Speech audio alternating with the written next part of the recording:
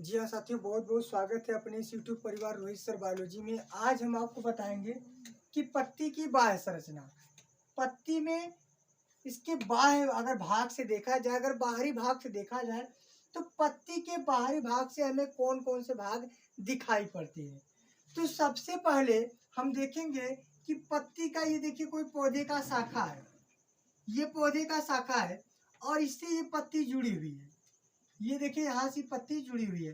तो ये जो पत्ती जो शाखा से जहाँ जुड़ती है, ये क्या होता है, पर्णवृंत होता है। माने पत्ती को शाखा से जो जोड़ता है वो होता है पर्णवृंत होता है। पर्ण माने होता है पत्ती और वृंत माने होता है डंठल। पर्ण माने क्या होता है, पत्ती होता है, और वृंत माने क्या होता है, डंठल होता है। यानी पत्ती का जो डंठल नुमा भाग होता है ये पर्णवृंत कहलाता है, जो पत्ती को शाखा से जोड़े रहता है। आपको अगर हम दिखाएं कि जैसे ये पत्ती है और ये पत्ती में देखिए कि यह पत्ती ये शाखा से देखिए यहाँ पे जोड़े रहता है, ये देखिए। तो ये वाला जो भाग था इसी को हम क्या कहते हैं, पर्णवृंत कहते हैं, कि जो इस शाखा से जोड़े रहता था। अब बात करते हैं इसके आगे। देखिए ये वाला हो गया पर्णवृंत, यानी ये वाला भाग क्या हो गया है, पर्णवृंत हो गया। इसके आगे देखेंगे कि चारों तरफ जो लगा होता है इसे पर्णाधार कहते हैं। यानी पत्ती के जो चारों तरफ वाला भाग होता है ये क्या होता है, पर्णाधार होता है। क्या होता है, ये पर्णाधार होता है। यानी पर्णधन आधार, पर्णधन आधार। पर्ण माने होता है पत्ती और आधार माने होता है आधार। पत्ती का जो चारों तरफ से आधार वाला भाग होता है इसी को हम क्या कहते हैं, पर्णाधार कहते हैं। क्या कहते हैं, पर्णाधार कहते हैं। और सुनिए, आपको हम बता दें कि पत्ती का जो चारों तरफ का भाग होता है नुकीला होता है। कैसा होता है, नुकीला होता है, इसी को हम पर्णाधार कहते हैं। जो चारों तरफ से इसे क्या करता है, घेरे रहता है।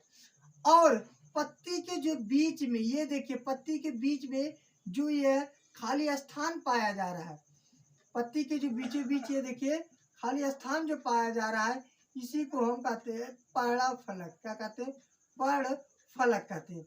ये पर्णफलक हो गया कि पत्ती के जो बीच में वाला भाग होता है उसे पर्णफलक कहते हैं।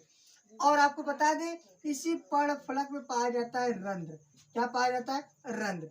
रंध्र क्या होता है, यह पत्तियों में छोटे छोटे छिद्र होते हैं जिन्हें रंध्र कहते हैं, और अंग्रेजी में क्या कहते हैं, स्टोमाटा कहते हैं। और जब प्रकाश पड़ती है तो इन्हीं रंध्र, इन्हीं छिद्रों के माध्यम से अंदर जाता है, और जो गंदे पदार्थ होते हैं पौधे का, और इन्हीं छिद्र के द्वारा क्या होता है, वो बाहर निकलता है। यानी आप बता दें कि पत्ती का ये वाला भाग जो हो गया ये पर्णवृंत हो गया, और इसके जो चारों तरफ भाग हो रहा है, ये देखिए इसके चारों तरफ जो नुकीला वाला भाग दिख रहा है इसी को हम क्या कहते हैं, पर्णाधार कहते हैं। और इसके बीच में जो यह भाग दिख रहा है, खाली वाला भाग दिख रहा है, चपटा चौड़ा भाग दिख रहा है, ये पर्णफलक होता है। ये देखिए पत्ती में जो ये खाली चौड़ा चपटा भाग दिख रहा है ये सब क्या होता है, पर्णफलक होता है। अगर आप देखेंगे पर्णफलक में तो इसमें छोटे छोटे छिद्र होते हैं। कैसा होता है, छोटे छोटे छिद्र दिखाई देते हैं जिन्हें हम क्या कहते हैं, रंध्र कहते हैं, या इन्हें अंग्रेजी में क्या कहते हैं, स्टोमेटा कहते हैं। अब इन पर्णफलक के बीच में, पर्णफलक के बीच में एक क्या होता है, सीधी रेखा होती है जो पर्णवृंत से जुड़ा होता है। पर्णफलक के बीच में पर्णवृंत से जुड़ा हुआ एक सीधी रेखा होता है जिसे हम क्या कहते हैं, सिरा कहते हैं। क्या कहते हैं, सिरा कहते हैं। देखिए इस पत्ती के बीचों बीच देखिए एक लाइन गया है, यहाँ पे देखिए लाइन गया है, इसे हम सिरा कहते हैं। और इससे एक छोटी छोटी लाइन बटी है जिसे हम क्या कहते हैं, उपसिरा कहते हैं। क्या कहते हैं, उपसिरा कहते हैं।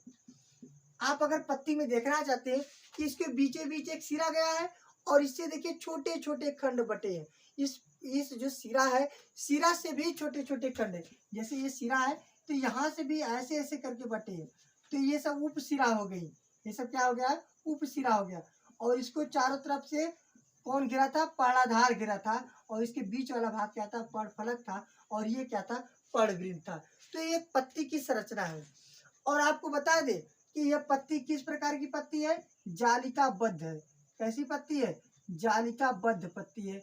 और एक जालिकाबद्ध पत्ती होता है, एक समांतर पत्ती होता है, जैसे गन्ने की पत्ती हो गया। और आपको बता दें कि मक्का का, बाजरा का और ये सब की पत्ती जो थी समांतर शिरा विन्यास की होती है। और आम का और मटर का, चना का, ये सब कैसा पत्ती होता है? जालिकाबद्ध। तो आपसे पूछा जाए कि ये जो पत्ती दिख रही है किस प्रकार की पत्ती है, तो आप बताइएगा कमेंट बॉक्स में। अगर पूरा देखे होंगे तो बताएंगे कि ये किस प्रकार की पत्ती है, समांतर पत्ती है या फिर जालिकाबद्ध शिरा विन्यास पत्ती है। आप लोग को समझ में आया होगा तो आप लोग वीडियो को लाइक करिएगा, शेयर कर दीजिएगा और नए हो तो चैनल को सब्सक्राइब करिएगा। धन्यवाद।